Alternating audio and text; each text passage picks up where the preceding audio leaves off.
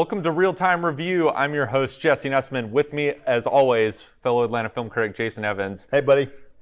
Jason, Dune, it's here. Yeah. It's time. Wait, by the way, is it just me? Have we endured like 2 months of movies to get to this now, finally? It does feel like this is kind of the first like event movie of 2024. For sure. Yeah. Obviously kind of part two of director Denis Villeneuve's ambitious adaptation of the kind of iconic science fiction novel Dune. The first part, what came out right after the pandemic in 2021. I'm curious, before we get into the movie, what is your relationship to Dune just as like a property? Because it obviously is this like really famous science fiction novel that comes out in the 60s. There's been numerous attempts to bring it to the big screen before, including one by one of my favorite filmmakers, David Lynch, that just did not work. Even he admits is a bit of a swing and miss. But what do you have any kind of familiarity with this property kind of going into this? Other than the David Lynch version, which I saw 30 plus years ago, I think, and I'm not sure that I've revisited it much since then, occasionally on cable. I have no relationship with Dune. There are other sci-fi series, sci-fi and fantasy stuff that I've read and that I'm a fan of. I've never really gotten into Dune. There's nothing wrong with it. I'm sure it's wonderful. It just has never been something that I've been a part of. But that's one of the things to me that made viewing this movie more fun and accessible, because there are twists and turns and things that are happening that I didn't necessarily know were going to happen. Yeah, it's famously a novel that is considered like unadaptable. Like there's so many characters, the mythology in it is so dense. I'm sure I'm making it very unappealing for anyone who wants to read that book. But by the way, that's the amazing thing about this film is that they find a way to make it kind of tangible and understandable for like, just like you, I've never read the book and like found this pretty straightforward and like easy to understand as an audience member. Yeah, it is incredibly dense. Most of the time they're speaking languages we don't understand. They're discussing mythology and histories and the such that we don't have any perspective on. And yet you absolutely understand where the characters are coming from. You understand where they're going. You understand what's happening. I wasn't lost at all, which is kind of amazing, because this kind of film, usually there are members of the audience who are like, wait, what happened next?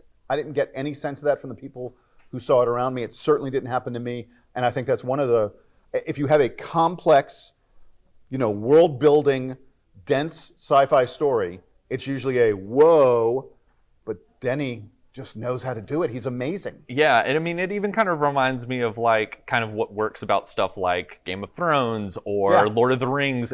Similarly, like very dense works, but I think that in the case of Game of Thrones, that show and Lord of the Rings movies, and now the Dune movies, what sort of makes them accessible is, I think, great casting and kind of really being able to sort of trust your audience in knowing kind of like the building blocks of just sort of like good old-fashioned storytelling, and like understanding kind of like, this is this type of archetype, and so like I get this character, or being very intentional in terms of your casting, where you're bringing kind of a prior relationship with an actor to, even if it's the smallest role, you're like, Stellan Skarsgård, I get what this character is. I don't need the further explanation on like the like grossly obese baron that like hovers over in the sky. Like I get that just by Stellan Skarsgård that's a bad dude. Yeah, I'm glad you brought up the casting, because it really is. Timothée Chalamet. There are a few actors in Hollywood who are as hot as him right now and on as good a streak. I thought he was really good in Wonka. He's getting, he didn't get Academy Award buzz, but he got some award buzz and attention for that. And then he's the heart of this movie. He's in almost every single scene. It's got Austin Butler, who had a star-making turn in Elvis a couple of years ago, and he chews up the scenery like in some really big ways. It's a lot of fun. Zendaya is fabulous in it. Mm-hmm. I thought Javier Bardem.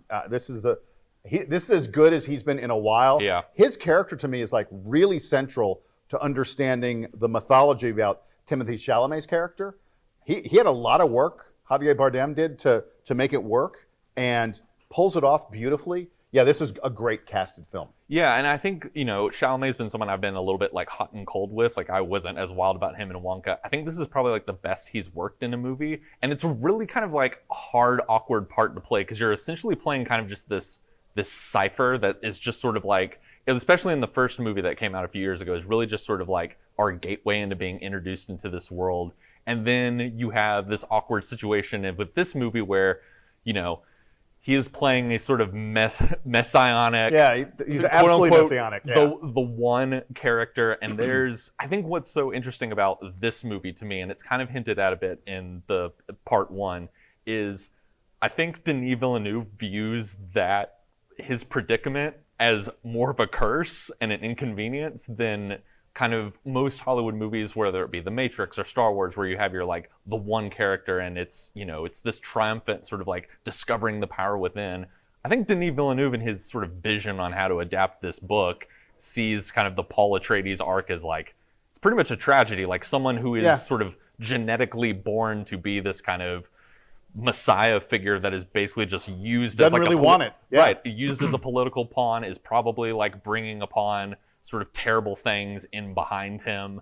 I thought that was kind of like an interesting, daring choice of this movie, willing to kind of take these sort of like basic hero tropes, you know, archetypes and story beats that we've seen before, and maybe like flip it into a little bit of a darker side and sort of saying like, you know, this is what if someone came to power but they weren't here to save the world, they were here to enslave you, essentially. And that kind of being, you know, the doom, the sort of cloud of dread that hovers over this entire movie. But he doesn't want it. I mean, that's one of the interesting things about his character. But we should get away from the story for a moment, because visually, this is one of the most interesting films I've seen in a while. Most of the desert stuff was shot in Abu Dhabi. The sun is like practically a character in this film, and Villeneuve is willing to really shoot stuff into the sun up against backdrops of you know, just blowing out the visuals on you. It's gorgeous. It reminds me a little bit, you know, I know a lot of people didn't like his Blade Runner adaptation, but that film had an incredible visual palette, I thought. And this film, similarly, I was just captivated by the images at times. The guy's got like a really great handle on scale and being able to also, like in all of his science fiction movies, from the Dune movies to the Blade Runner sequel to Arrival, being able to incorporate kind of these massive CGI objects in with kind of real environments. And, you know, you don't just have kind of like these large computer generated ships hovering around in this movie. They're covered in desert sand and there's storms swirling. And that really sort of gives it kind of a tactile realism that you feel like you can reach out and kind of touch this stuff as you're watching it. And I think that makes it even so much more immersive, is to be able to have it kind of ingrained in the environment and to be able to sort of frame his characters in a way that like these ships and these like giant, you know, rolling sand hills and of course the worms just look so huge on like this big thunderous movie screen. And I think that's really kind of like him having a great eye for sort of like, this is going to like feel overwhelming on a big screen. All right, let me ask you a key question. Okay. And I'm not even sure I know the answer to this myself. I'll think about it while you're answering it. I would not drink the worm juice. All right. If you are not someone who's a big, because look, we're here. Yeah. Both of us are praising this film.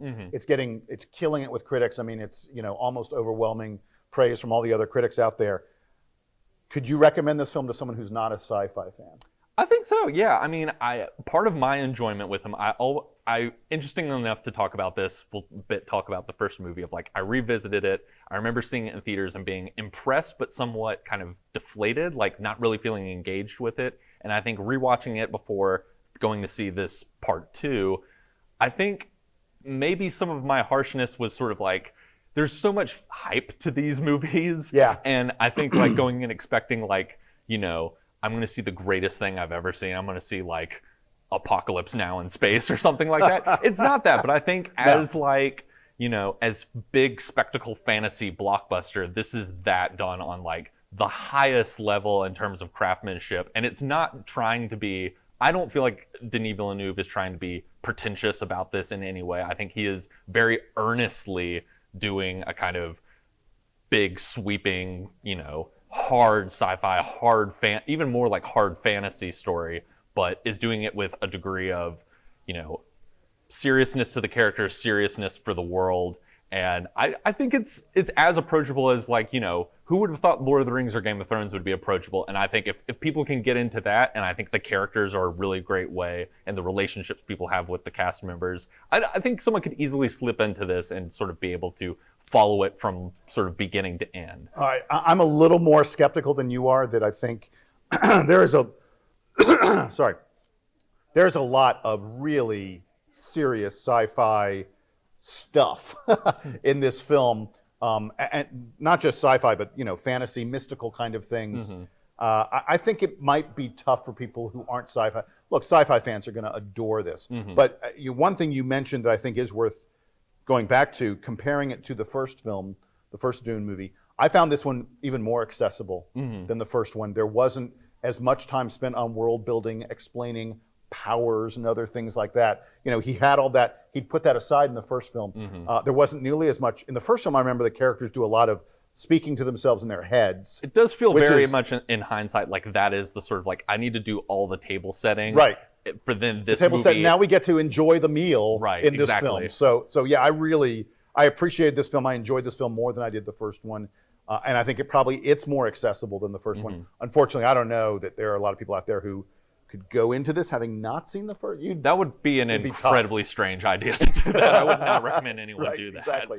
And I mean, I want to talk about Villeneuve for a little bit because it's such an interesting kind of trajectory. This feels kind of like a sort of culmination of everything he's kind of been building to. I mean, what a last 10 years this guy has had, from this relatively like obscure Canadian French filmmaker to then doing these like star-driven, very grim, serious crime dramas like Sicario and Prisoners, and then sort of gradually moving into these fairly complex but kind of breathtaking science fiction movies like Arrival, and then putting his stamp on the Blade Runner universe, and now doing this that is, the biggest and most kind of epic, sweeping kind of sci-fi story you can tell. I think it's just really exciting to see someone kind of like ascend, and you feel like you're watching a filmmaker who's really operating at his peak, and to have the kind of excitement of like, oh, this is what this guy is capable of, and who knows how many more years of kind of like great stuff we have from him around the corner. Yeah, and look, he is a master at taking complex stories and making them accessible to you. When you try and trace all the different plots that are happening in Sicario, the different characters and the motivations in Prisoners. Prisoners, by the way, a film that I think it's tragic that more people haven't seen that movie. I think Prisoners is it's a very interesting film with interesting characters. It's not super easy to watch, but not one of my favorites of his. Oh, I really like Prisoners. Yeah. No, and then Arrival, which is, I mean, my gosh, if you told me you're going to make a movie about aliens that's going to have shifting time periods going on in it, and it's really mostly about language, it's like, how on earth do you make that into something that's accessible to people? And yet, here it was, and it all leads up, like you say, to him really reaching a crescendo, I think, here with both the Dune films, especially the second one. I think Dune 2 is his best film. Oh yeah, I would agree with that. I think that's what I'm curious what you think about kind of like the decision. It's now maybe a little bit of a silly conversation to have. This is really more what people were having with the first movie, but sort of the decision to sort of split this book into multiple parts. Obviously the Lynch version that we kind of mentioned. Yeah, it rushes it. The weird kind of flip to that is that attempts to pack all of that in 2 hours, and you really have whole sections of that movie where it's like a voiceover comes in and basically and says gets like, you to 100 pages. Yeah. All right. 10 years happened, and then these two characters married, and this person died. By the way, this is the new bad guy, and we don't have time to explain this, but this, and this happened. And let's stop talking about that movie. But I think it's a good example of like, that is an example of how complex and dense and kind of like disorienting this story could be, kind of crammed in. And I think it is, in hindsight, I think, a smart decision to sort of split this book into multiple parts. Oh, yeah, and that for sure. really lets them sort of like, you can have more of a guiding hand with the audience and sort of let them get into this world, understand sort of the different factions and tribes, and get to understand the mythology and the characters, and lets you get invested in it, as well as sort of getting invested in sort of the sweeping spectacle and the like shaking of the movie seats. Yeah, look, I think if you try to do this in one film, there's no way to do it in less than about 4, maybe 4.5 hours, and even then I think it would probably be a little bit rushed. I've got no problem with them dividing this one into 2. I will even say that probably, I probably could have gone in there with a hatchet and taken out 15 or 20 minutes here or there and gotten the pace a little bit better. There are a couple places where just lags a tiny bit that you're lingering on some things that maybe we don't need to linger on. That's a minor criticism. Yeah. But yeah, I think dividing it into 2 was an excellent idea. It builds excitement for the climax of this one. And which is and one by the of way, the more incredible set pieces I've seen in a movie in quite some time. The scope of it is really, really. You talked about his sense of size and scale, and you really get some of that in the final battle. Look, I enjoyed the fact the final battle didn't go on too long. I was sure it was going to take forever. That every single character was going to get their moment of fighting and stuff like that, and we get some of it, but not all of that. I thought it was paced really nicely toward the end. Yeah, and by the way, no one said that they're going to make a third one. This ends in a way that would clearly set up the possibility of another Dune film. There are more Dune books. I would love to see Denis Villeneuve go back and do another one of these. I would as well. I think this is definitely one of our most exciting filmmakers. Kind of, it's exciting when someone on his level is doing kind of pop operatic blockbusters that everyone can see. Well, Jason, thank you as always for stopping by to talk with us. And I don't know what we'll talk about next. We got a lot of movies around the There's corner. Some interesting movies coming out in March. You know, it's better than February. That's it is sure. better than February. But until then, we'll see you at the movies.